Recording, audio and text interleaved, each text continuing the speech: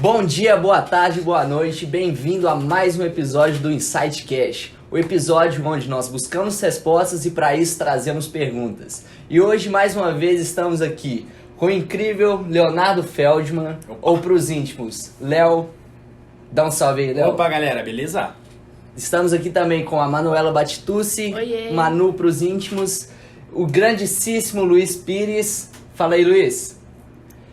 E o gigante Lucas Ângelos, ou pros íntimos, Lucão. Dá um salve, Lucão. Oi, galera. E o tema do episódio de hoje é: você realmente sabe o que é branding? Lucão, puxa a vinheta aí.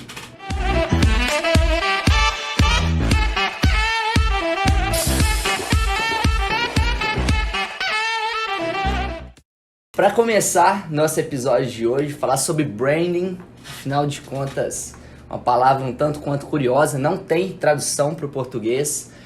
Muitos aí que estão nos ouvindo agora não devem saber do que se trata. Então, acho que no primeiro momento a gente tem que falar o que é branding. Então, gostaria de chamar primeiramente Luiz Pires. Luiz Pires, que já trabalha há mais de 20 anos com branding, podemos dizer que o Luiz já é um especialista nesse assunto. Luiz já trabalhou com diversas marcas, grandes marcas, tanto nos Estados Unidos quanto aqui no Brasil, e trabalha com agências há mais de 10 anos. Então, Luiz, para iniciar, dar nosso pontapé inicial no nosso episódio aqui. O Luiz poderia ser um convidado para esse episódio, porque Poderia, futuramente a gente vai buscar trazer especialistas de cada tema, e ele de fato é o maior especialista que eu conheço de branding. Mas não, ele faz parte desse time. É nosso host. Então, Luiz, para começar aí, nosso pontapé inicial, o que é esse tal de branding e como é que você descreveria o branding de uma maneira simples? Como é que eu posso explicar para o meu primo de 12 anos o que é branding? Rapaz, acho que a primeira coisa que nós temos que fazer é definir o que é brand, Sim. o que é uma marca.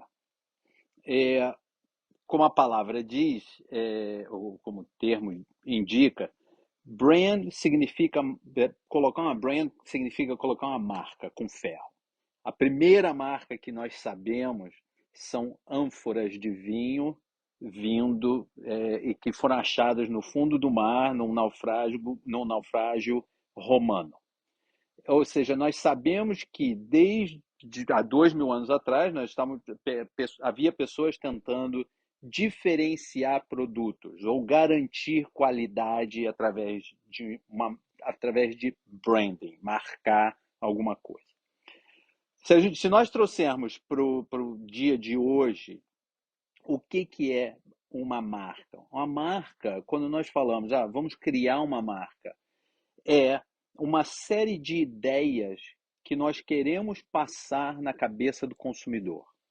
Então, por exemplo, quando nós pensamos em Coca-Cola, Coca-Cola gasta uma infinidade de dinheiro para passar a ideia de que é um momento de alegria, é um momento de satisfação, é um momento. Beber uma Coca-Cola é mais do que beber alguma coisa, é ter um momento de alegria, de satisfação. Quando nós pensamos, é uma marca muito conhecida no Brasil com quem eu trabalhei no passado, a Brastemp. Quando a gente fala a Brastemp, eu não sei se vocês lembram do slogan da Brastemp, não é uma Brastemp, não sei se lembram disso, mas esse era o slogan. Qual era a ideia? A ideia era de que a Brastemp funciona, faz as coisas funcionarem. Se você quer uma coisa boa, você quer um aparelho doméstico bom, você compra uma Brastemp. Quer outras coisas, não quer um aparelho bom, você compra as outras. O porquê que é importante branding? O nosso cérebro está sempre buscando por oportunidades de cortar caminho, de achar soluções mais rápidas. E uma marca é uma forma de criar associações e conforto com alguma coisa que nós já conhecemos. Então, se a gente perguntar para uma criança, explicar para uma criança o que é branding?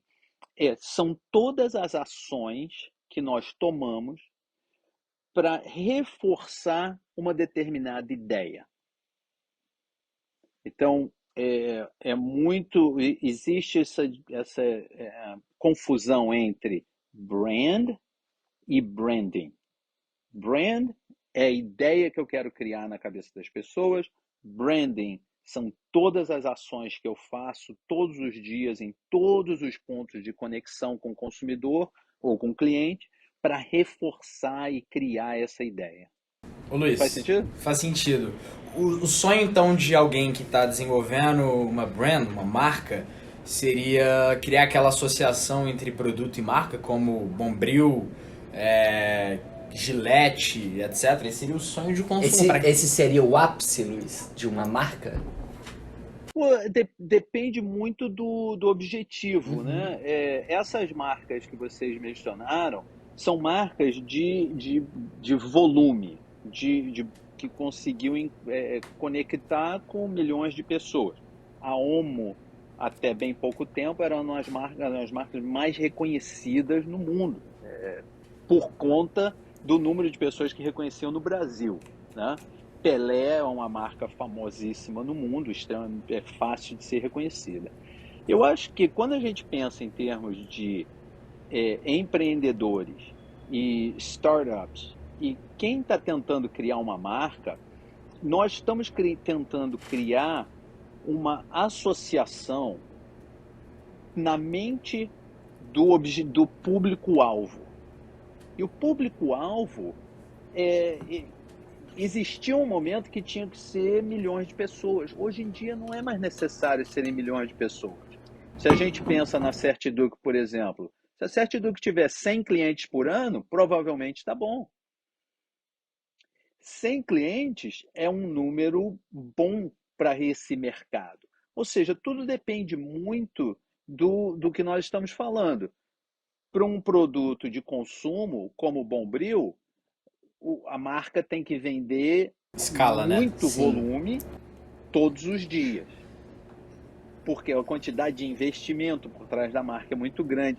Essa é que é a diferença. E uma coisa, sem me estender demais, é uma coisa extremamente importante da gente pensar para quem está escutando, para quem está pensando em montar um negócio, em montar uma marca, ao invés de pensar que temos que nos conectar com milhões de pessoas ou milhares de pessoas, na verdade, nós temos que nos conectar com o número mínimo que faz o nosso negócio viável. E isso faz a conversa ser completamente diferente. Porque se eu tiver que vender 1.000 unidades por mês, é muito diferente do que eu ter que vender 100.000 unidades ou 1 milhão de unidades. As nossas ações são muito diferentes. Luiz, eu acho que as pessoas, elas se limitam, quando a gente fala de marca, muitas vezes as pessoas pensam ali na logo, no slogan, em como que ela fala ali nas mídias sociais dela, só que a gente sabe, até mesmo no nosso trabalho que a gente faz aqui na Certeduc, que é um processo longo, é um processo contínuo. Não significa eu fazer minha marca, eu colocar ali a logo, o slogan, beleza, fiz minha marca. Essa seria a brand, né? Sim. Que o Luiz falou. A atividade de branding que as pessoas não entendem essa diferença seria a rotina disso, né? Sim. Pessoal, só antes de qualquer coisa, acho importante pautar para quem está aí em casa. A Certeduc é uma empresa aí do meio educacional, onde eu, Léo e Manu fazemos parte. Então, foi citada pelo Luiz, foi citada agora pela Manu, só para orientar você, contextualizar É a vocês. empresa onde a gente trabalha e coloca em Exatamente. prática um pouco todo o projeto que a gente faz com o Luiz. Onde de branding começou marketing. toda essa ideia Isso. do podcast. Mas eu queria que você desse a sua visão dessa importância do branding em longo prazo, assim, é um processo contínuo. Eu até conversando com meu pai ele dá aula de branding, uma frase que ele me falou que o branding não é um objetivo, eu tô até com uma colinha aqui, mas que ele não é um objetivo a ser alcançado, é um caminho a ser percorrido. Então, qual que é essa importância do branding a longo prazo? Isso é interessante. E eu acho que essa é uma frase interessante que o seu pai utilizou. É um processo. É um processo. Não, no fim das contas, não tem fim. Porque é algo que nós temos que fazer em todo momento que nós conectamos com o consumidor ou com o cliente. Então, vamos contextualizar com o que é o logo, as cores, as fontes. Na verdade, essas são representações visuais da marca. Mas por trás dessa representação visual, o designer ele vai precisar entender qual é a história da marca, qual é a mensagem que nós queremos passar, Tudo qual tem é significado, né, Luiz, nessa história. o significado exatamente, qual é a personalidade da marca, qual é a ideia. Tem muita coisa por trás disso. Se a gente pensar, por exemplo, vou pegar uma marca aqui, Starbucks. Tá? Starbucks, se você olhar para a ideia do logo do Starbucks, tem muita mensagem por trás disso. É uma sereia, tem dois lados, não é fácil de ver, não é fácil de entender, mas existe muito pensamento por trás disso. Quando você pega, por exemplo, a Nike quer passar movimento com o logo, mas quer passar movimento progressivo. Para mim, uma das mais interessantes é a FedEx. Se você prestar atenção no logo do FedEx, no meio do logo do FedEx tem uma seta que mostra movimento para frente, sabe? Ou seja, o designer não é que existe o lado de criação, existe, mas o designer ele vive para transformar ideias em identidade visual. Então essas coisas são identidades visuais. Quando a gente fala de branding, é extremamente importante. Por quê? Hoje nós vivemos numa sociedade que nós somos bombardeados por informação todo santo dia. A nossa capacidade de guardar informação é muito pequena. Porque é assim que o nosso cérebro foi estabelecido, e dois, nós recebemos tanta informação que nós estamos começando a deixar de lado algumas informações.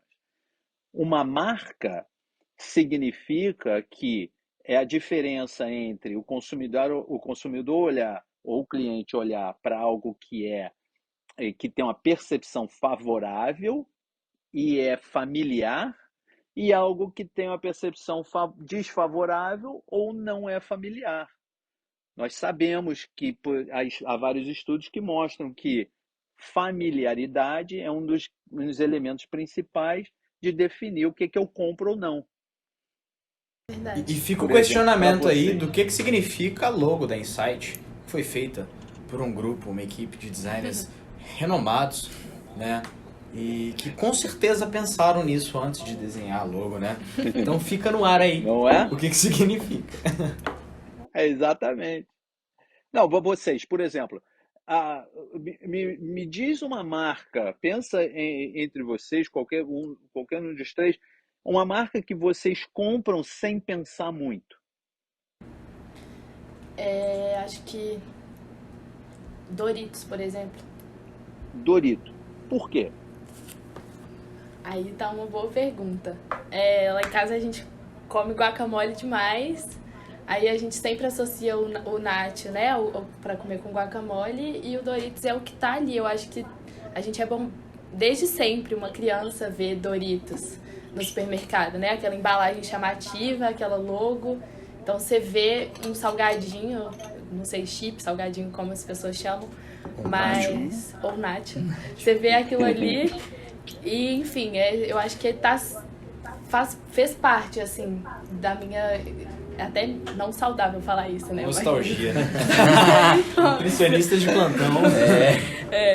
Exato. Mas você vê como que é interessante isso. E muitas vezes nós não pensamos muito nisso. Mas a sua associação com Doritos provavelmente tem muito a ver com a associação de momentos felizes com a família. Tem a ver com a associação de algo que é familiar, de algo que é comum. é aquele ditado, aquele negócio que a gente fala em psicologia, né? O que é familiar é confortável. Por isso que se fala, a menina sempre casa com o pai. Não é que a menina sempre casa com o pai, a menina casa com o que é familiar, é o que ela entende, é o que ela se sente confortável. A mesma coisa o cara procura uma mulher que é similar com a mãe. Ó, Luiz, deixa eu fazer um comentário numa coisa interessante que você falou aí. Eu acho que as marcas que a gente guarda e reserva um espaço especial nos nossos corações, no final das contas são aquelas marcas que nos geraram experiências incríveis e que ficam aqui pra gente. E aí é interessante a gente ver uma coisa de como é que o Doritos, por exemplo, da Manuela, que justamente por ela ter experiências que ficaram na memória nostálgica aí dela, e ela fazer guacamole e comer com a comida, geraram todo esse sentimento em relação à marca. Só que olha o esforço que o Doritos, a marca Doritos, teve que fazer para gerar essa experiência em você. Quase nenhuma. Por quê? Tava lá no supermercado, você comprou, você foi lá e você fez o guacamole. Se eu for pensar pra mim, a marca que mais gera sentimento, eu acho que não só em mim, mas nas pessoas, eu vou marcar aí a Disney. Porque a Disney gera experiências inesquecíveis. Agora, olha o esforço que a Disney tem que fazer pra conseguir te gerar uma boa memória. Tem que fantasiar um cara, tem que fazer um parque temático, tem que, assim... É interessante ver como é que as duas podem gerar proporções diferentes de sentimento em você, gerando esforços e maneiras diferentes de gerar essas memórias e experiências, né? Eu acho que pra mim, branding por trás de tudo, uma marca em que você tem um carinho especial são aquelas em que você te proporcionaram boas experiências, né? Então acho que tá relacionado a isso. Não, tem muito a ver, cara. Tem muito a ver. Agora, tem muito a ver também com quanto capital emocional que a marca quer de volta. Por exemplo, o Doritos. A quantidade de capital emocional que é requerido de um relacionamento com o Doritos é relativamente pequena. Porque o seu investimento é pequeno, o seu investimento de tempo é pequeno, se você não gostou, a expectativa é pequena. Porque você sabe qual é o gosto do Doritos. Você já comeu 1000 vezes, você sabe qual é o gosto. Agora, a dificuldade do Doritos eles não podem correr o risco de a sua experiência ser frustrada. Você esperava que o Doritos tivesse um específico gosto, uma específica textura, que fosse crisp de um jeito. Um dia, se você abrir o saco, não foi daquele jeito, a tua percepção da marca mudou completamente. A Disney, eu concordo contigo que eles se colocaram, eles existem no mercado muito mais difícil. Por quê? Porque o número de contatos com o cliente é muito maior. É muito mais difícil gerenciar uma marca que tem um número de contatos maior. Você não sabe se a princesa que está trabalhando no castelo de 2 às 4, se ela brigou com o namorado ontem e ela está de mau humor. Mas ela ainda tem que ter aquele relacionamento com as crianças. Se ela não tiver, refletiu na marca. A Disney é uma empresa que, assim, o branding deles é uma coisa de tirar o chapéu. Agora, eu não sei se vocês já prestaram atenção nos produtos Disney. Por alguma razão que me falha, que eu não entendo, nunca entendi, acho que eu nunca vou entender, por que a Disney oferece produtos de baixa qualidade, comparado com a experiência que você tem no parque. A experiência que você tem no parque é aqui em cima. A experiência que você tem com o produto não é que seja ruim, mas não é o mesmo nível. Olha que engraçado, Luiz. Você falou isso pra mim e eu fiquei pensando que tudo bem que quando eu fui na Disney eu era pequeno, mas fiquei pensando e falei, poxa, pra mim os produtos da Disney não são de baixa qualidade. Daí você falou, aí me veio na cabeça que talvez a experiência lá no parque seja tão boa, mas tão boa, isso. e quando você se torna um fã de uma marca, acaba que você passa até a mascarar esses pequenos defeitos. Então, é interessante, porque pode ser que de fato os produtos sejam ruins, eu nunca tenha observado, eu nunca tenha reparado isso, Porque pra mim, tudo isso fica... Colocando na balança ali. É como se tudo isso tivesse mascarado diante dos pontos positivos. Né? É interessante, cara, como é que o cérebro funciona, né? Na verdade, existem estudos que são muito interessantes. Quanto mais nós dedicamos de energia, capital, dinheiro, tempo para uma marca, menor é a nossa tendência a dar feedback negativo para aquela marca. Isso é sensacional. Nossa, isso acontece mesmo. É verdade. Entendeu? Uhum. Então, e isso se transfere em coisas que a gente faz. Vocês já repararam que se você se colocou estratégia de venda, com uma das estratégias de venda que existe, faz o cara se relacionar com você por um tempão. Chegou lá no fim de 2, 3 meses, ele já falou com você tantas vezes que ele se sente obrigado de comprar. De tanta energia que ele colocou dentro disso. A mesma coisa funciona com marcas. É muito um gatilho de reciprocidade, né? É muito. Cara, e aí é que entra esse gatilho de como é que fala isso? Reciprocidade. Reciprocidade. De reciprocidade, ela é muito importante. Por quê? A quantidade de mensagens que são enviadas, quantidade de comerciais, de advertising que nós recebemos no dia a dia, faz com que a nossa habilidade de prestar atenção seja reduzida cada vez mais. É muito difícil para uma marca nova, para uma empresa nova, de aparecer se ela for tentar se colocar no mercado através de advertising, através de comercial. É muito barulho, muita confusão, muito noise. Então, qual é a única oportunidade que quem está criando uma empresa nova, uma marca nova tem? É criar uma marca que seja autêntica, diferenciada e que fala especificamente para um grupo pequeno de pessoas. Esse é o único segredo, esse é o único jeito de entrar no mercado hoje em dia. Será que a gente faz isso aqui no Insight? Cara, se Será? você pensar no trabalho que nós fizemos para chegar à conclusão qual era o melhor podcast, qual era a melhor estrutura do podcast, nós pensamos, olha, tem um caminhão de podcasts que estão oferecendo respostas. E se tivesse um que oferecesse perguntas? E é aí que entra a pergunta que eu tenho para quem está ouvindo. O que te faz autêntico? O que te faz único? O que te faz diferenciado? Porque, e aí entra um outro elemento da marca, da criação da marca, que é interessante também. O nosso cérebro ele está sempre buscando um equilíbrio entre o que é familiar e o que é novo. Por isso que eu digo, quer criar uma marca nova, oferece alguma coisa que já existe, um pouquinho diferente. Porque eu aceito, porque já é normal para mim, mas eu me sinto interessado, porque aquele pouquinho diferente atende às necessidades de um grupo específico.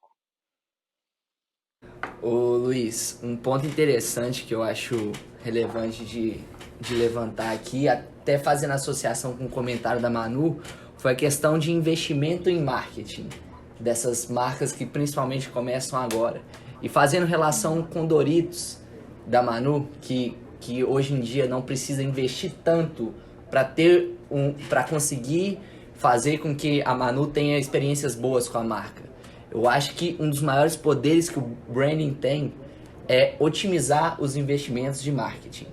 Que eu acho que uma vez que sua marca está bem consolidada e que você tem seus valores bem definidos, eu acho que você consegue otimizar muito. Você não precisa investir tanto, como por exemplo o Doritos fez. Ele não precisa de tanto investimento para alcançar resultados melhores. Afinal de contas, hoje em dia você tem aí milhares de anúncios diariamente, as pessoas estão sendo cada vez mais bombardeadas por anúncios, tanto Facebook, quanto YouTube, quanto no Instagram. E o poder da diferenciação entre esses anúncios, eu acho que no fim das contas é o que faz a maior diferença. Hoje em dia, eu acho que a própria geração que tá vindo aí já veio programada em pular anúncio, Luiz. As crianças de 3 anos de idade não sabem o que é o anúncio, pula. O legal é ver o vídeo. Você tem uma equipe de marketing só dos melhores marqueteiros do mundo, pensando na melhor propaganda possível. Aí você só fica lá no 5, 4, 3... E acha ruim que tem 5 segundos, Luiz. E acha ruim que tem 5 segundos. Cara, nós sabemos que de cada 100 comerciais que nós colocamos, cada 100 advertising que a gente coloca no mundo, mais ou menos 3 vão chegar a alguém. Vão chegar e vão fazer sentido. Sim. Ou seja, é a mesma coisa se eu estivesse molhando o jardim, mas me preocupando com a calçada. Eu estou molhando a calçada, não estou molhando o jardim. Só um pouquinho da água que está caindo nas plantas. Ou seja, por que é importante? E aí você perguntou, o que é branding? Falando para uma criança de 12 anos. Que tá pulando anúncio. Uma história. Que tá pulando anúncio na hora dessa. Que tá pulando anúncio na hora dessa. É uma história. Qual é a história que você quer contar? Qual é a história que você quer que as pessoas lembrem quando elas vejam o seu nome? E uma vez que você tem essa história bem definida, é fácil de replicar. É fácil de fazer uma vez, 2 vezes, 3 vezes, 4, 10, 20, 30 vezes.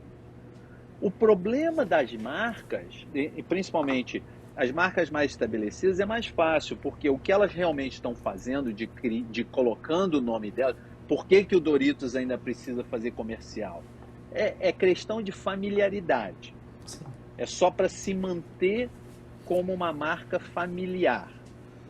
E prevenir que, a próxima vez que você for ao supermercado, você escolha a tortilha do João em vez de escolher o Doritos. É a única coisa.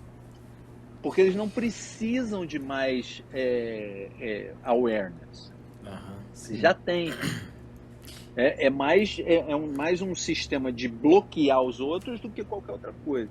Agora, as marcas que são pequenas, as marcas que estão começando, o cara precisa ter uma história bem estruturada, bem definida, porque em todos os pontos, em todos os momentos, ele tem que contar aquela mesma história. É o único jeito que ele consegue fazer com que a história ganhe volume. Porque aí é uma coisa interessante. Coisa é percepção.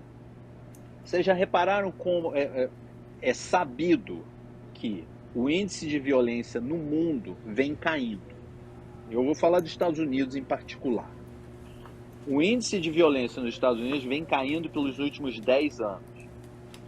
Mas todas as pesquisas que são feitas refletem que as pessoas acreditam que hoje há mais crime do que havia 10 anos atrás. Na verdade, o que acontece hoje há mais informação. Quando eu vou ver o jornal na TV, o que o cara da TV quer me vender? Ele quer vender crime, ele quer vender assassinato, ele quer vender acidente de carro, porque é o que prende a atenção. Sim. Notícia boa não vende. Aí ele viu aquelas 3 histórias. Aí ele foi no Facebook lá dele e ele viu um amigo dele que foi na escola primária falando que tentaram entrar na casa dele. Opa, já confirmou a minha ideia de mais violência. Ou seja, essa noção, a nossa tendência individual de criar bias nas coisas é enorme. Nós não podemos esquecer. Por isso que quando você coloca um advertisement da sua marca no Facebook, aí você coloca no Google, aí você colocou no LinkedIn, não precisa ser com um budget de milhões de dólares. Mas se você achar um mercado que é desse tamaninho, você consegue mostrar, ou pelo menos dar impressão para esse mercado que é desse tamaninho, Isso é gigante. que a sua marca está em todo canto. E esse é que é o segredo. Essa é a única chance que a marca pequena tem. Sim. Isso é muito legal. Eu queria pegar e aproveitar o gancho ainda para não perder a oportunidade, ainda falando sobre experiência. E eu queria trazer aqui qual que para mim é a diferença, qual que é o crescimento aí de uma marca barra produto barra commodity. Vou pegar o exemplo do café. A gente tem a primeira versão do café, que é a commodity, que seria o grão do café. A gente vê aqui em Minas Gerais o pessoal colhendo o grão do café. Depois a gente tem o produto, que seria aquele saco de café genérico que a gente vê no supermercado. Depois a gente tem o serviço, que seria o cafezinho aqui da esquina, que a gente vai tomar fazendo uma reunião. E por último a gente tem a experiência, que acho que aí tá chegando na marca, né? E aí eu queria dar o exemplo do Starbucks. Você roubou um pouquinho minha fala, Luiz, falando mais cedo do Starbucks. Eu tinha preparado pra trazer, vê se dá pra dar uma olhada aí de perto. Cara, por que eu acho o Starbucks tão sensacional?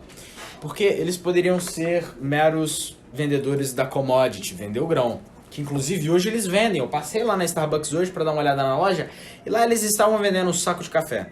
Também estavam vendendo o saco com café moído para você fazer. E também lá eles vendem o serviço do café. Mas mais do que tudo, eles vendem uma experiência. Eles conseguem vender uma experiência. E mais do que qualquer coisa, o que é interessante é como é que eles conseguem agregar valor nisso daqui, né? Porque quanto mais essa cápsula amarelinha não custa, só por ter a sereia verde aqui. Então a gente consegue ver que por mais que um projeto de branding não dê resultado, talvez no curto prazo, como é que o simples valor de uma marca que ele não pode trazer, como é que a gente não vai conseguir gerar valor nisso daqui. E por último, antes de você comentar sobre isso, Luiz, como é que também as experiências que o Starbucks acaba proporcionando a gente, que outras marcas proporcionam, geram um valor afetivo na gente. Então, eu, por exemplo, estamos aqui em Belo Horizonte. No final do ano passado, no final de 2021, chegou o primeiro Starbucks aqui em Belo Horizonte. Antes disso, a minha única oportunidade de tomar Starbucks era em São Paulo, mais próximo aqui de mim, e forçando a barra às vezes em que eu fui para fora do país. Então, para mim, era um mistério, porque a única coisa que eu conhecia de Starbucks era dos meus amigos que iam para fora do país, estavam na Disney, tiravam foto com aquele copo maravilhoso, com aquele café. Fazendo inveja, eu falava, caraca, eu quero experimentar essa coisa um dia, velho. Todo mundo na Disney tomando esse café especial, eu quero provar esse trem. Com o meu nome. A moça vai chamar pelo meu nome, que é isso? Eu quero experimentar. Daí eu vejo meu amigo quando ele tá em São Paulo, daí eu vejo outro quando tá na Alemanha. Eu falo, rapaz, esse negócio, ele é interessante. Eu quero experimentar isso. Essa hora que você viu que só você que tava dentro d'água, né? Só eu que tava de fora dessa festa, tava todo mundo aproveitando. Daí eu tenho a oportunidade de experimentar. Daí eu tô na Disney. E dessa vez sou eu, o cara do story, que vai lá e tira foto no café. E experimenta o café. E talvez o café não tenha sido tão incrível assim no final das contas. Talvez tenha sido mais um café. Mas aí o que acontece, Luiz? O Léo volta pra Belo Horizonte. Que memória que ficou na minha cabeça? Ficou a memória de quando eu estava realizado na Disney, provando um café com o meu nome. E a moça virou no balcão e falou, Mr. Leonardo, take a coffee, please. E aquilo gerou uma emoção pra mim que eu tomei realizado que eu tava na Disney. Daí eu volto pra Belo Horizonte. Daí eu vou fazer uma viagem de negócios em São Paulo. E quando eu tomo um café na Avenida Paulista, ele tem o mesmo gosto do café que eu experimentei na Disney. Daí o que acontece? Qual que é a experiência que eu tenho no final das contas? É aquilo que eu falei, o café pode não ser nada demais, mas pra mim é o café mais incrível do mundo. Porque quando eu tomo ele em São Paulo, quando eu tomo ele aqui em Belo Horizonte, que agora abriu um aqui do nosso lado, não é a sensação de eu estar tomando mais um café aqui em Belo Horizonte. Não é o simples serviço, que não tá vindo do simples produto, que não veio da simples commodity. É uma puta experiência, porque quando eu tô tomando esse café, cara, eu me sinto na Disney, me remete até lá. Então, pra mim, o valor mais caro que eu tenho que pagar naquele café compensa, porque a experiência e o sentimento que vem pra mim é algo incrível. E que se não fosse a marca, não conseguiria ter isso. Sim. Então, acho que isso daí é um exemplo material de como é que uma marca conseguiu não gerar só valor financeiro, mas valor emocional e como é que isso marca as pessoas. É uma questão intangível, né, Léo?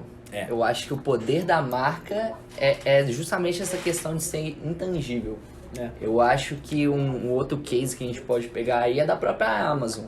Se a gente pegar a Amazon, é basicamente uma quantidade de depósitos e um site. Isso é o negócio da Amazon. E quantos no mundo desse não tem E hoje quantos em dia? no mundo não tem? Só que o que acontece? Você confia na Amazon. Você confia nos valores deles e você se conecta, querendo ou não. Assim como Starbucks. Starbucks, quantas lanchonetes, cafeterias tem por aí? Eu tenho certeza que se pegar todo o custo que eles têm, você não consegue precificar igual você precificaria isso. Então acho que é muito legal pensar nessa questão intangível das marcas também. E tudo isso vem do branding.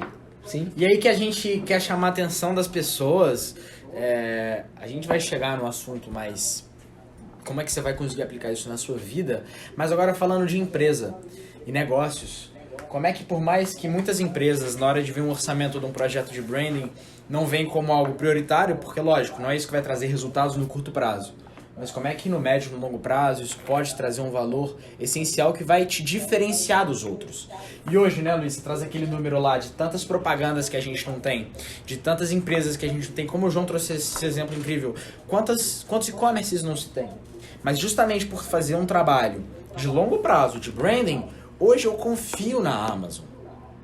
E hoje eu não penso, quando eu entro num outro e-commerce, eu falo, caraca, não confio nesse trem não, eu vou dar uma olhada na Amazon. Às vezes é mais caro que eu vou pagar. Você pega uma fila pra ir no Starbucks. Pega uma fila pra ir no Starbucks. O outro cafeteria do lado tá livre. Não tem E fila. aí, Luiz, quando você me fala de quando uma empresa nova, quando uma startup tá entrando, quanto ela tem que gastar muito mais para entrar no mercado, para que ela faça com que as pessoas conheçam as suas histórias. Mas se ela investir nisso, contar uma boa história e conseguir se apresentar no mundo e conseguir passar os valores, que como você disse no início, isso é branding, ela vai marcar essas pessoas e lá na frente ela vai acabar tendo o melhor marketing que ela pode ter, que não é aquele do Facebook, não é do Instagram, é aquele do boca a boca. Sim. Porra, eu tenho certeza, quem tá escutando isso daqui Da ficou com memória. vontade de tomar um Starbucks.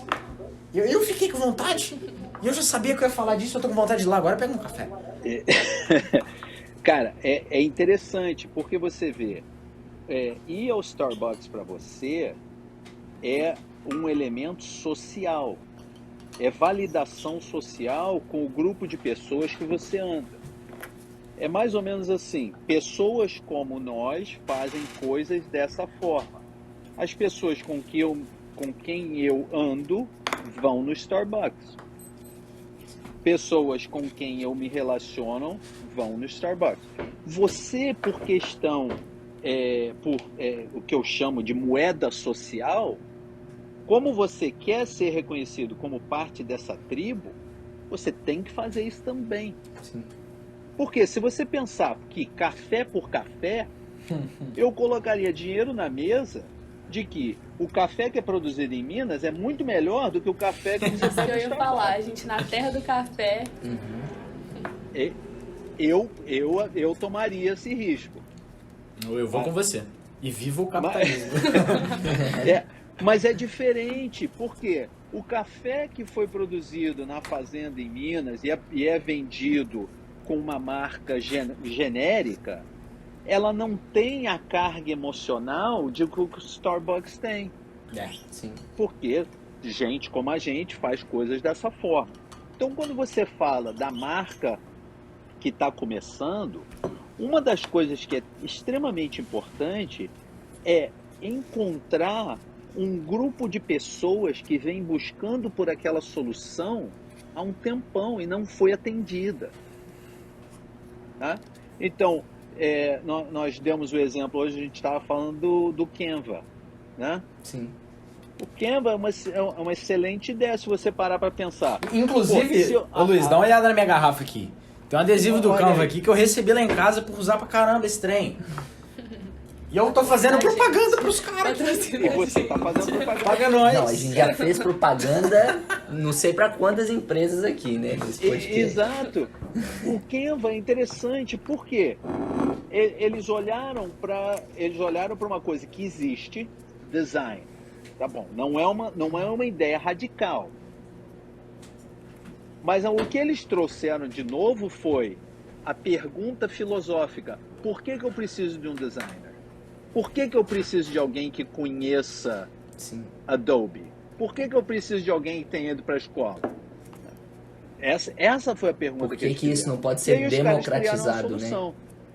Hã? Por que isso não pode ser democratizado, né, em certa Por que maneira? isso não pode ser democratizado? E aí entra um outro ponto que é extremamente interessante. Porque nós estamos recebendo tanta informação, as pessoas, somente em pesquisas que foram feitas, somente 34% das pessoas acreditam no que é dito em advertising, em comerciais. Lendo água.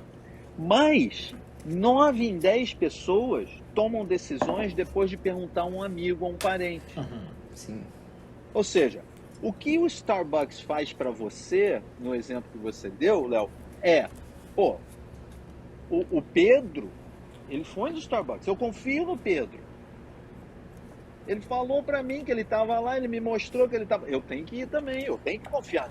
Nossa, você acabou de me dar uma ideia, Luiz. Vamos aproveitar esse gancho. Então, quem está escutando a gente, então, por que não recomenda o nosso episódio para 2 amigos para a gente ver se de fato essa questão da indicação de amizade vai aumentar a nossa audiência? Sim. Não é? Vamos Fazer essa testar se experiência. o marketing boca a boca funciona. eu acho que- Mas eu só quero que você Aí- faça isso também se você está gostando do que Sim. você está ouvindo. Se você aproveita, recomende. Exato. Eu acho que antes de mais nada, alô Starbucks, patrocina nós. Mas essa questão do marketing boca a boca, Luiz, eu acho que realmente é o mais forte, sim. Só que eu acho que pode ser mais forte tanto para bem quanto para mal. Eu acho Sim, que o cara. mal É. é muito mais poderoso que o para bom. Eu acho que uma resposta negativa que você tem, um feedback negativo E que a você gente tem, vai falar mal de qual marca aqui. Exatamente. eu acho que é muito mais poderoso, por exemplo, quando uma pessoa está procurando sobre qual serviço que ela vai contratar. Então, ela vai no quê? Vai no Reclame Aqui. Ver se tem alguma reclamação. Manda bem. Então, eu acho que esse ponto negativo é um assunto extremamente importante a ser levado nas empresas, e eu acho que, principalmente por isso, eu acho que a entrega tem que ser impecável antes de qualquer coisa. Olha, mas tem uma coisa interessante, João, e que é uma coisa, é um elemento que poucas marcas tiram proveito. Existe um estudo extremamente interessante. Colocaram, você já viu um pombo na rua? Pombo está sempre comendo, sempre. Sim. Pombo é um animal que parece que a capacidade dele de comer é infinita. O Ou branding seja, do pombo é aí- muito ruim, inclusive. Ele não Hã? o pombo, ele não faz um bom branding porque a fama dele não é boa aqui, pelo a menos no fama Brasil. dele é horrível, Não, exatamente. A fama A dele fama não, dele é horrível. tá boa, não. Mas é um bichinho legal, um bichinho tranquilo. Ou seja, o que fizeram? Pesquisadores colocaram um pombo e ele puxava uma alavanca. Cada vez que ele puxasse uma alavanca, caía uma comidinha, ele comia. Tá bom. Dali passaram para cada vez que ele puxasse uma alavanca, a comidinha caía a cada 2 puxadas. E dali passaram a cada 3 puxadas. E aí finalmente colocaram numa maquininha que era aleatório. Até Ele o, puxava, às vezes saía, Pombo às vezes ficou não saía. dentro da Às água. vezes saía, às vezes não saía. até o povo morrer de fome. Aí, qual que você acha que foi o preferido? Qual o processo? Qual a máquina que você acha que o pombo preferiu? A primeira. Agora eu tô tendenciosa, que eu acho que não é. Eu Não vai acho ser a que aqui é um primeira. botão só. Eu também acho. Aleatória. Aí pombo é... Aleatória. Pombo é doido. Nós somos do mesmo jeito. Há estudos em que estudo que o cara dava aleatoriamente, dava um pouquinho de suco pro sujeito que estava fazendo o teste. Quanto mais aleatório era Gente. o processo, mais acendia as partes do cérebro são associadas com satisfação. Quando ele ganha, ele fica felizão. Ou seja, quando a gente faz alguma coisa errada, quando a marca erra, ela tem uma oportunidade de ouro, que é de chegar e falar: errei. O que eu posso fazer para consertar? E consertar isso não de forma robótica, mas de forma aleatória. As marcas que fazem isso têm satisfação de cliente elevadas depois que elas têm problemas. E isso é outra coisa que eu digo para quem está começando, para quem está criando problema. Seja autêntico. Sim. Viva de forma autêntica. Todo mundo comete erro. Cometeu erro? Errei. Como é que eu posso resolver? Como é que eu posso fazer isso certo? Sem tentar o que nós vemos parece ser 9 a cada 10 vezes. Dá um problema, você tenta entrar em contato com a empresa. 20 anos para o cara atender o telefone, mais 32 para ele mandar um e-mail de volta, 58. Você já está com 84 anos de idade quando chegou a resposta. Você já está dentro d'água. Você está morto, cara. Ou seja, é isso aí que você falou, João, é verdade. A marca tem que tentar ser consistente na sua promessa o tempo todo. Sim. Mas, se cometer um erro... Que é natural. Fala. E é esperado. Sim. Natural e esperado. Não tem processo perfeito, cara. Integridade. Uhum. Luiz, é muito doido esse experimento aí do pombo conseguir fazer relação com várias coisas. Eu jurava que era um botão lá, porque teoricamente também tem processos que a jornada de cliente é menor, por exemplo, em e-commerces, que quanto menos botões tem, mais chance... Mais rápido vai. Exatamente, mais rápido vai, mais as chances da pessoa fechar de uma vez. Mas eu consegui fazer diversas associações. Quando você falou do aleatório também, por exemplo, é o cassino, né? Nós temos... E não só o cassino, mas já temos diversos jogos, pegando o universo dos games, por exemplo, dos jogos online aí. Nós temos diariamente milhares de crianças, jovens, até adultos, investindo nesses jogos para conseguir surpresas aleatórias, assim, recompensas, que podem ser boas ou não. E eu acho que é justamente por esse fato que todo dia elas investem mais e mais ainda, porque essa adrenalina, essa emoção que dá é uma coisa muito forte. É isso aí. É isso mesmo. Ô Luiz, uma pergunta sobre branding, um tanto quanto curiosa que eu tenho. Eu acho que, não sei se você conseguiria falar sobre o mercado do Brasil atualmente, mas sobre o mercado dos Estados Unidos também. Hoje em dia, o branding, as pessoas, empreendedores aí, as pessoas não sabem o que é branding, as pessoas sabem, mas não dão valor, as pessoas sabem e dão o devido valor, ou tudo junto e misturado ali? Cara, eu acho o seguinte, o que eu vejo, sim, as pessoas sabem o que é, ou pelo menos tem uma noção. Tem uma consciência boa hoje em dia. Tem uma noção do que é. Sim. Elas sabem que precisam. Você tem agências como a nossa que fazem criar uma marca mais acessível, mas na hora de dedicar o tempo para fazer o trabalho, eles pensam que tem outras coisas para fazer. Igual a academia. Você sabe igual que você precisa, que é importante. Mas sempre na hora de ir, eu falo, Lucão, bora pra academia. Aí o Lucão, não, que eu tenho que editar o episódio. Ele faz aquela cara ali que ele tá fazendo agora. Eu senti indireto também pra mim. É isso mesmo. Não, eu escutei, tem um aplicativo de aprender língua, Duolingo.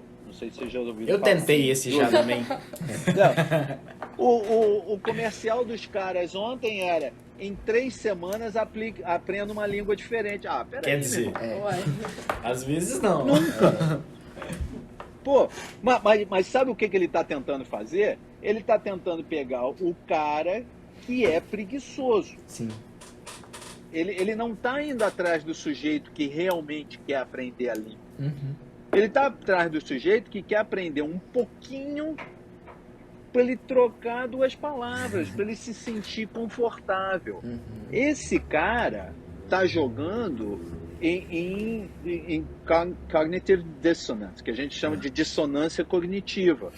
O que ele acha que ele deveria fazer e o que ele realmente está fazendo são muito diferentes. Sim. Então ele entra nesse Duolingo para chegar mais perto, para ele achar que ele está fazendo alguma coisa.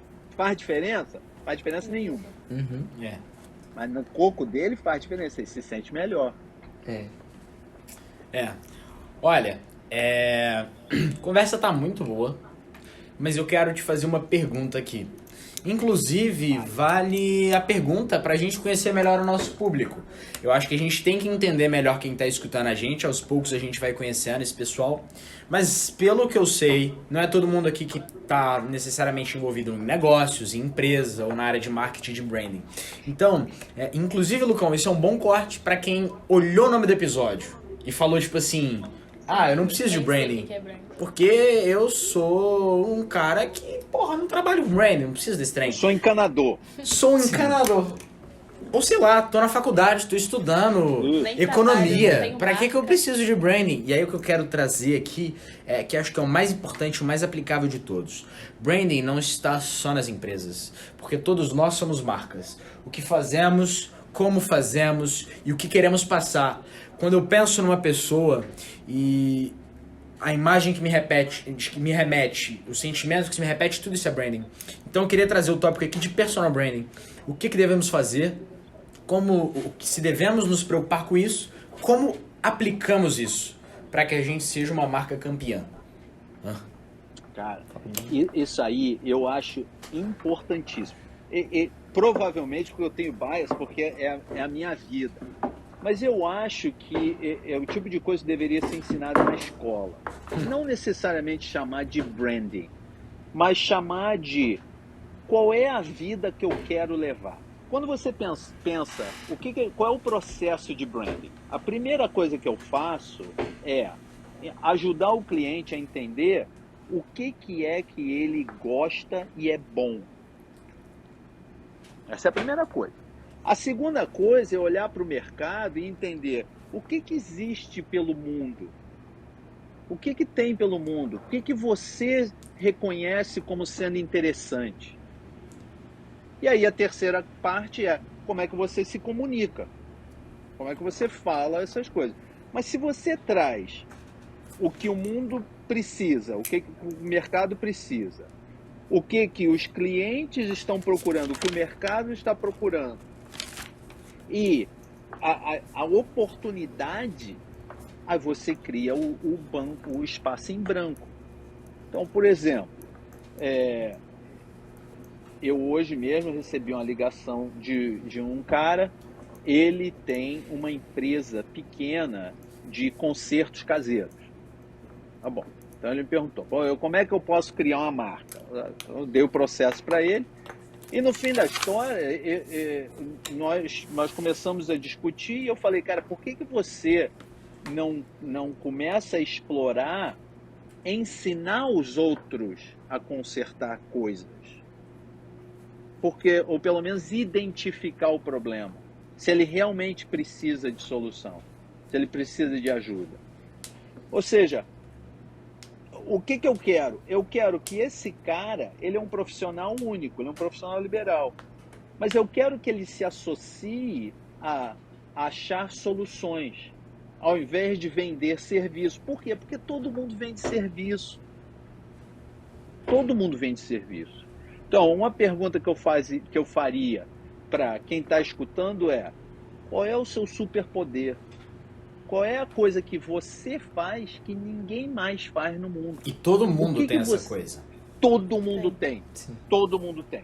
essa história, eu não tenho. Todo mundo tem. Não existe uma pessoa no mundo que não tenha alguma capacidade extraordinária. A minha é diferente da sua, que é diferente da Manu, é diferente do João, é diferente do Lucas. Mas todo mundo tem. Qual é a sua capacidade extraordinária? O que te move na vida? É a segunda pergunta. Por que você acorda de manhã? O que te faz feliz? E aí entra uma pergunta interessante. Nós, como sociedade, nós fomos ensinados que ser egoísta é uma coisa ruim. Não é ruim. Não tem nada de ruim em ser egoísta. Por que é ruim de ser egoísta? E aí a gente acaba fazendo coisas que a gente detesta. É o cara que é advogado, que gostaria de ser médico. É o cara que é atleta, quando gostaria de ser professor. Quantas vidas que nós destruímos, quantos atletas que nós destruímos empurrando eles para serem de livros e quantos intelectuais nós destruímos porque nós empurramos eles para serem atletas. Sim. Pô, escolhe, cara, fala o que você gosta. Não tem problema ser egoísta, não. Egoísta é bom. Quando a gente entra no avião, o que o cara fala? Bota sua máscara primeiro. É verdade. Uhum. Pô, por que essa regra não aplica pro resto da vida? Ou seja, então, primeira pergunta, qual é o seu superpoder? O que você faz que ninguém faz? Segundo, o que te traz felicidade na vida? Me traz felicidade na vida ficar em casa. Acha uma profissão que você fique em casa, pô. E isso é o mais importante de tudo. Tem uma frase do Steve Jobs que ela fica na minha camisa, cara. Eu esqueci qual que é do jeito certinho, mas ela fala... Acho que é para fazer algo extraordinário. Primeira coisa, o mais importante é fazer aquilo que você ama, fazer aquilo que você está realizando. É isso aí. E acho que essa é uma coisa que às vezes as pessoas deixam de viver as próprias vidas para viver a vida que outras pessoas querem que elas vivam. Isso deixa elas menos realizadas. Elas vão tentar realizar os outros antes de se realizarem. Então, se a gente for deixar um recado, né, Luiz? Coloca a máscara em você primeiro e pensa aí com carinho o que te deixa realizado de verdade. Uma coisa eu sei, eu tô muito realizado aqui batendo esse papo com vocês. Isso é do caramba. Cara, essa é a história. E aí, por fim, quem que vai se beneficiar do seu serviço? Quem que vai se beneficiar do que você tem? Existe alguém que precisa do que você tem para oferecer? Existe. E aí, finalmente, como é que você fala? Lembrei a frase do Lucão Corte. O mais importante de tudo é fazer aquilo que você ama. É isso que está escrito na minha camisa, lembrei. Mas é verdade, cara. É verdade. Eu acho que eu falei isso aí no último episódio. A pior coisa que existe na vida é o cara ter sucesso fazendo o que não gosta. Uhum. Ele é um prisioneiro, cara. Ou seja, seja egoísta. É importante ter um personal brand? É importante, mas muitas vezes a gente pensa que é importante ter um personal brand para se vender para o mundo. Mas eu não acho que essa seja a importância de personal branding. A importância do personal branding é o que eu quero que venha dentro da minha vida. Quais são as pessoas, quais são os relacionamentos, quais são as experiências que eu quero que entrem na minha vida. E aí pode ser o que for. Você quer ser bandido? Vá, pô. É o que te faz feliz. Homem de 50 anos influencia jovens, a audiência jovem de podcast para cometer crimes. Jovem de 19 anos. Existe tudo na vida. Existe de tudo na vida. Eu não estou na posição de julgar. Sim. O meu trabalho é fazer as perguntas. O que te faz feliz? Sim. Ou seja, voltando para a tua pergunta, é importante personal branding? Extremamente importante. Mas muito mais em função de determinar o que vem dentro da sua vida do que como que o mercado vai te receber. Nós temos que mudar essa mentalidade de que as empresas têm que nos aceitar. Não. Como qualquer outro relacionamento. São duas vias. Sim. Eles têm que gostar de mim, mas eu também tenho que gostar dele. O trabalho, o cliente tem que me aceitar. Não. É duas vias. Uhum. Senão não tem relacionamento. Se não tem duas vias, não tem relacionamento. E aí não tem felicidade. Não tem como chegar a um momento de felicidade. Sim. Um ponto interessante aí, Luiz, foi que essa questão de ser feliz, eu acho que muito disso tem muito a ver com autenticidade também da pessoa. Eu acho que a partir do momento que você é autêntico, vem se vivendo muito uma onda de autenticidade misturada a branding também ultimamente, só que autêntico é ser você mesmo e assumir as consequências do que você é. Porque, igual você falou, pode ser que a pessoa seja uma pessoa que só é grossa com todo mundo. Ela é autêntica. É autêntica. Pode ser que as consequências não sejam da forma como ela esperava. Então, eu acho que Cara, a autenticidade resume muito isso aí.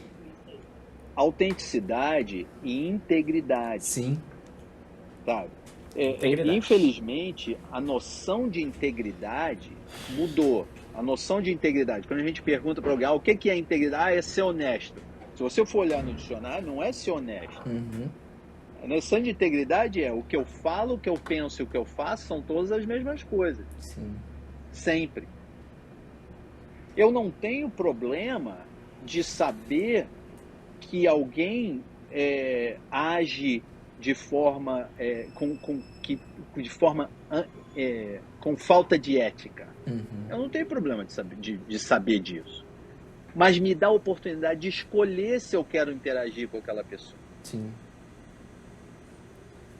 É aí que é a diferença. Eu acho que é exatamente isso, Luiz. Quer falar, Léo? Não. Eu acho que, fugindo um pouquinho do assunto, mas puxando um gancho até que o Léo levantou, do Steve Jobs, uma vez eu vi uma frase de um dos maiores especialistas aqui de branding do Brasil, que é o Arthur Bender. Ele tem um livro muito famoso aqui, inclusive nós estaremos sorteando esse livro nesse episódio para todo mundo que estiver comentando o nome de 2 amigos. E colocar qual foi o insight do episódio. E colocar o maior insight do episódio. Mas enfim. Só pra deixar claro. Esse é o post do feed desse episódio que vai lançar na terça-feira. A capa do episódio. A capa do episódio. Terça-feira. Marca 2 amigos e deixa qual foi o seu insight. Sim. Até o final da semana a gente vai ver e a gente vai escolher se a gente vai sortear ou se a gente vai escolher o melhor insight, porque é a gente que manda nessa porra. Sim. Isso aí. É isso aí, falou bonito. Com relação ao insight que eu vi, eu achei muito interessante desse especialista aí de branding, foi que basicamente essa questão de personal branding, ele tem uma especialização maior em personal branding. Inclusive o livro dele é com relação a isso. O personal branding basicamente se resume a 3 coisas, que é imagem, obra e comunicação. E eu acho que uma vez que os 3 estão alinhados, a pessoa consegue ser autêntica e ter essa integridade. E eu acho, Luiz, que a gente tem casos de balança mesmo, que um pesa mais que o outro. E eu acho que no fim das contas, a pessoa sai como boazinha da história porque um lado é muito forte. A gente pode pegar o próprio exemplo do Steve Jobs. Quem viu aí a história do Steve Jobs, o filme, sabe que algumas atitudes deles não eram tão condizentes, né? Não eram saudáveis. Ele era mal educado, não tratava bem uma série de pessoas. Porém, a obra dele é tão grande que algumas pessoas são tão fãs que não ignoram. É igual a Disney, mas eu não acho que interessa na se o produto é balança, ruim. eu acho que é muito isso que acontece com a Disney também. Essa questão da comida da Disney ser ruim. que pesa Eu acho que a obra em si é muito forte. Então eu acho que na balança isso pesa mais. Mas você vê, é exatamente o que a gente está falando. No caso do Steve Jobs, o que ele decidiu? Ele decidiu que resultados e perfeccionismo era acima de tudo. Sim. Tudo. Ele sacrificou a família, ele sacrificou pessoas à volta dele e tudo mais. Mas, em termos de resultados e perfeccionismo, em termos de ser um guia para aqueles que estavam à volta deles, para atingir muito mais do que eles imaginavam ser possível, o cara era ótimo, bicho. Sim. Nós temos uma amiga que ela trabalhou com ele. Ah, é? No início da época. Uhum. E ela fala, cara, o Steve Jobs, era um mentor, ele era um guru. Ele sentava para conversar com ele, eu saía de lá achando que eu conseguia conquistar o mundo. Essa é a diferença. Sim, Mas ele escolheu esse cantinho. sim. Tem outras pessoas que escolhem outro cantinho. Eu, por exemplo, eu escolhi ser pai ao invés de ser executivo. Foi a escolha que eu fiz. Eu vivo com as consequências dessa escolha. Uhum. Consegui achar uma vida profissional que me ajuda a manter essa vida. Sim. Mas aí é que entra. Saber o que é bom para mim, saber o que eu sei fazer, saber o que o mundo precisa e viver com as consequências. Ter integridade para viver com as consequências. Então, essa questão de marca pessoal, de personal branding, Léo, que você perguntou, eu acho que é uma oportunidade grande para as pessoas pararem e pensarem o que elas querem da vida. A gente está indo a toque de caixa, bicho. A gente está indo fazendo o que os outros falam que é certo. A gente vai de uma atividade para outra. Eu vejo vocês aí. Eu admiro muito vocês três. Vocês são caras que tomam caminhos diferentes e não estão com medo. Vivem com as consequências. Talvez. É difícil, Talvez o cara. personal branding esteja fazendo a gente parecer que não tá com medo de algumas coisas, eu acho. Olha, já indo pro final do nosso episódio... Calma aí, só uma última coisa com relação a essa questão de escolhas que eu achei muito interessante que o Luiz comentou. Eu acho que no fim das contas a vida é pautada de escolhas, né, Luiz? E eu acho que a gente tem que abrir mão de certas coisas para seguir certos caminhos. Eu acho que no fim das contas é um gigantesco trade-off aí. Ó, falei bonito agora, hein, gente? Mas eu acho que a partir do momento que, por exemplo, a Apple focou na excelência e entregar a solução da melhor maneira possível, talvez ela abriu mão da velocidade de entrega. Não entregar mais rápido do que outras empresas. Não ser, por exemplo, uma empresa de tecnologia, sabe? De saber que, ó, vai demorar. Não vai ser rápido porque a gente vai, ó, ajustar os mínimos detalhes. Mas quando sair, a gente sai com excelência.